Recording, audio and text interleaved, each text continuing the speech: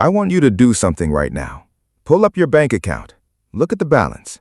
Now think about how much you earned this year.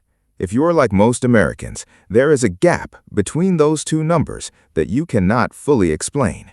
You earn good money, real money, money that would have felt like a fortune to a younger version of you, and yet the account does not reflect it.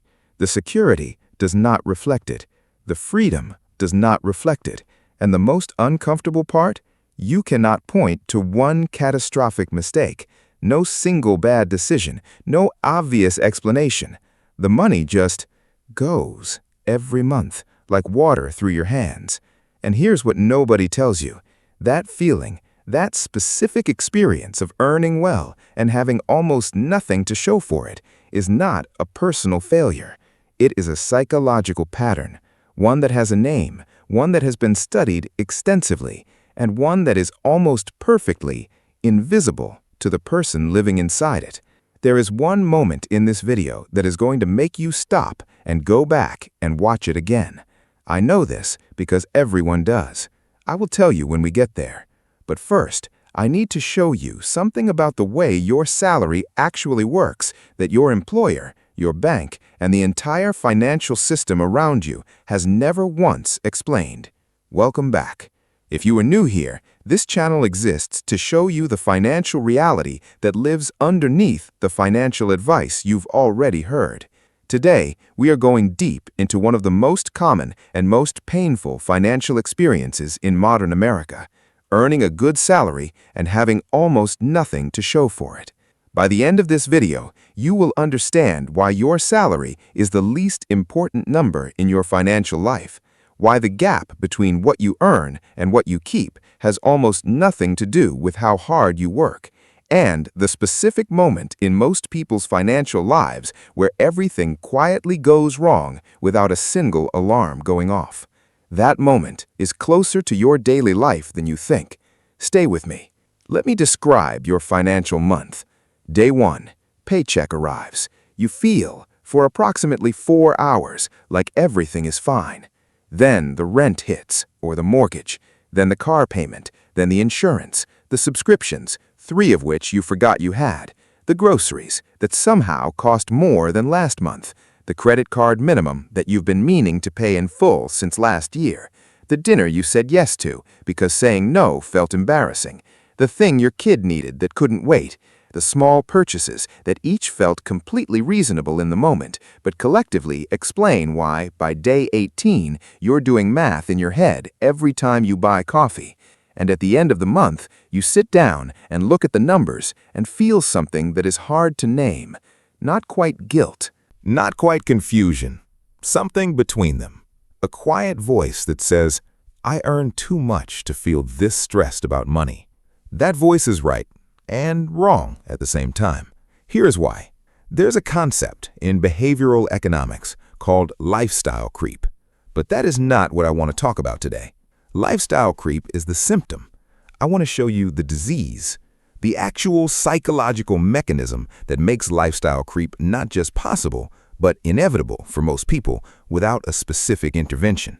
And that mechanism starts with something that happens on the exact day you get a raise. Not the day after, not the week after, the exact day, in the first hour, before you have spent a single dollar of the new income. Something changes in how your brain categorizes money, and that change silently sets the trajectory for where every additional dollar will go. This is the moment I warned you about, the one everyone rewinds. We're getting there. But first, I need to tell you about Kevin. Kevin is 34 years old. He works in finance. Not ironic, just true. Kevin has received 4 significant raises in the last 6 years.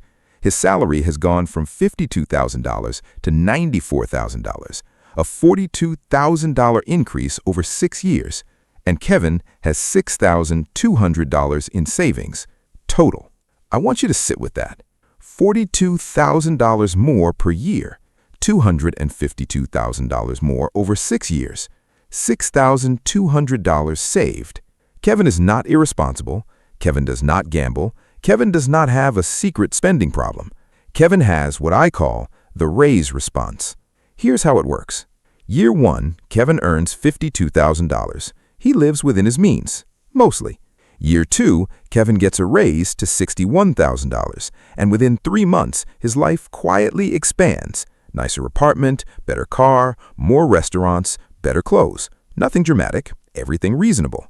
Everything that someone earning $61,000 is supposed to have. Year 4, $78,000. Another expansion. The apartment gets better, the car gets upgraded, the vacations get longer.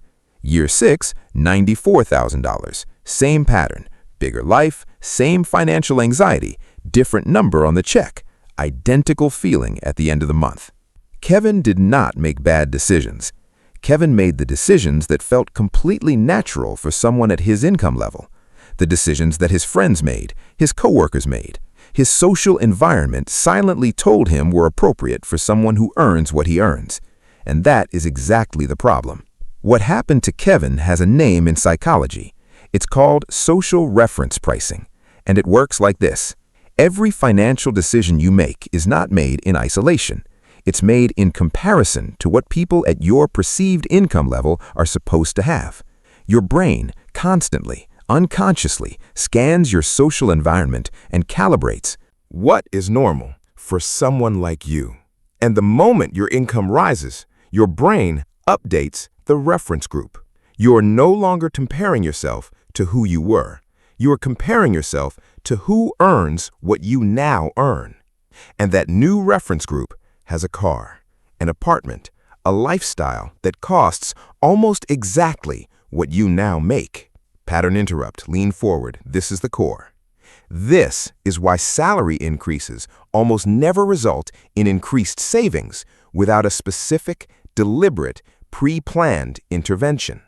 Because the moment the salary goes up, the reference group goes up, the lifestyle expectation goes up, the spending goes up, and the savings stay exactly where they were, or disappear entirely. Researchers at Princeton found something that became one of the most discussed findings in behavioral economics. Beyond a certain income threshold, approximately $75,000 per year at the time of the study, additional income did not meaningfully increase day-to-day emotional well-being.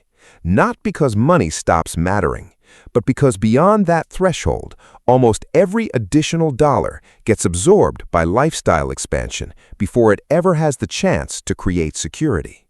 The salary goes up, the lifestyle goes up, the anxiety stays exactly the same. Kevin knows this now. He told me, "I thought every raise was going to be the one that finally made me feel secure, and every single time I just got more expensive." That sentence is the most honest description of the broke on a good salary experience I have ever heard. I just got more expensive. And now, I want to show you the exact moment where it happens. The moment I told you about at the beginning, the one that everyone rewinds. The moment is this. You get the raise notification, or the new job offer, or the bonus, and in the first 60 seconds, before you have spent a single dollar, your brain does something that determines where almost all of that money will go. It spends it in your imagination, immediately, automatically. You think about the apartment upgrade, the car you have been waiting to justify, the lifestyle that now feels appropriate for your new number. And in that 60-second window, the money is already gone. Not literally, but psychologically. It has been allocated to your expanded identity before it has ever touched your bank account. Psychologists call this mental accounting. The money is assigned to a category in your mind before it arrives. And the category it gets assigned to, for most people, is lifestyle. Not investment, not savings, not security. Lifestyle. And here's what makes this the most expensive 60 seconds in most people's financial lives. Pattern interrupt, numbers, hard ones. Kevin's raises over 6 years totaled $42,000 more per year. If Kevin had kept his lifestyle at year 1 levels and invested the difference every single time a raise came at 7% annually, he would have $380,000 today. He has $6,200. The difference, $373,800, was spent in thousands of 60-second windows where his brain allocated money to lifestyle before he ever made a conscious choice. He did not decide to not save. His brain decided for him in the first minute after every raise, before he had time to make a different choice. That is the moment. That is where it happens. Every time, for almost everyone, unless you have a specific plan already in place before that moment arrives. Here's the realization that changes everything. Your salary is not your financial life. The gap between what you earn and what you spend is your financial life. And that gap does not grow automatically when your salary grows. It only grows When you decide before the raise arrives, what happens to the difference? Not after, before. Because after, the brain has already spent it. Before, you still have a choice. This is the intervention I mentioned, the specific, deliberate, pre-planned decision that separates people who build wealth on a good salary from people who stay broke on one. It is called pay yourself first, but not the version you have heard, not put something in savings every month. The real version. Before your next raise arrives, decide exactly what percentage of that raise goes directly into an investment account automatically before it touches your checking account. Not after expenses, not with what is left over. First, before your brain has 60 seconds to allocate it to lifestyle. The money your brain never sees arrive is the money your brain cannot spend. Kevin started doing this 8 months ago. He set up an automatic transfer of 60% of any income increase into an index fund on the same day it hits his account. He told me last month, "It's the first time in 6 years that a raise actually changed my financial position.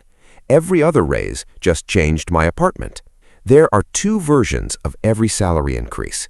Version 1, the raise arrives, your brain spends it in the first 60 seconds, your lifestyle expands, your anxiety stays, your savings do not move.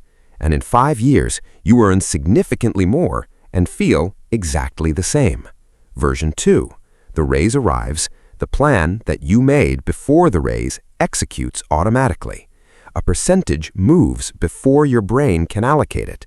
Your lifestyle stays approximately the same. Your investment account moves. And in 5 years, you earn significantly more and feel genuinely different. Not because of the salary, because of the gap. The gap you protected before your brain could close it. Kevin is 34.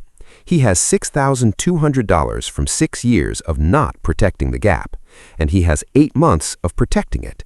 The difference in those 8 months is already larger than the 6 years before them, not because he earned more, because he decided first. The money was always there. It was the decision that was missing. You can make it right now, before the next raise, before the next 60 seconds run the old program one more time. That's everything for today. If this explains something that you have been unable to explain about your own financial life, please subscribe, because this is the conversation we have here every single week. And share this with one person who earns well and can't figure out why it never feels like enough. One share could be the intervention that changes their next raise from lifestyle into something real. I made a video on exactly how to set up the automatic system that protects your gap before your brain closes it, step by step. It's right there on your screen. Before you go, one question in the comments. What did you spend your last raise on? No judgment. I genuinely want to know. I read every single comment, every one. Take care of yourselves, and I'll see you in the next one.